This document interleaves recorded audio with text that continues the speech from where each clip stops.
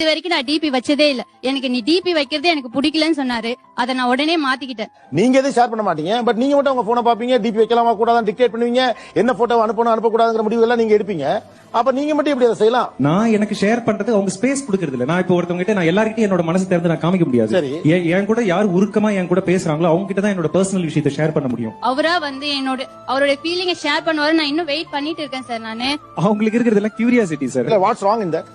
Curiosity வந்து லைஃபுக்கே வந்து நல்லது இல்ல. அதெல்லாம் யார் சொன்னா? Curiosity makes life boss. நான் சொல்றேன். இல்ல, அவங்களோட கியூரியாசிட்டிய உச்சம் எங்க போய் நின்னுது அப்படின்னா, இவன் மொபைல்ல எப்படி நம்ம வாங்குறது, பாஸ்வேர்ட் எப்படி நமக்கு தெரியறது இல்ல, எப்படி பண்றதுன்னா ரொம்ப டாக்டிக்ஸ் எல்லாம் யூஸ் பண்ணுவாங்க. திடீர்னு ஒரு தடவை வந்து நான் சாப்பிட்டுட்டு இருக்கிற நேரத்துல வந்து ஏங்க அந்த மொபைலை கொஞ்சம் ஓபன் பண்ணி கொடுங்க, போட்டோ பார்க்கணும் அப்படின்னுவாங்க. இல்ல, நான் என்ன கேக்குறேன், இவ்வளவு தூரம் ஒரு மனைவி டாக்டிக்ஸ் எல்லாம் யூஸ் பண்ணி உங்க போனை ஆக்சஸ் பண்ணக்கூடிய அளவுக்கு ஏன் நீங்க அதை ரகசியமா வச்சிருக்கீங்க? இல்ல, மனைவி வந்தவங்க இடையில வந்த உறவு, ஓகேங்களா, அவங்க கிட்ட எல்லாத்தையும் நம்மளால ஷேர் பண்ணிட முடியாது. அப்ப யார்கிட்ட அதை ஷேர் பண்ணலாம்?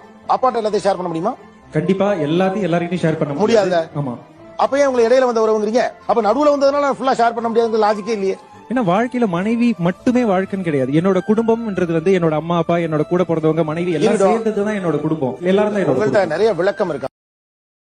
Download ShareChat.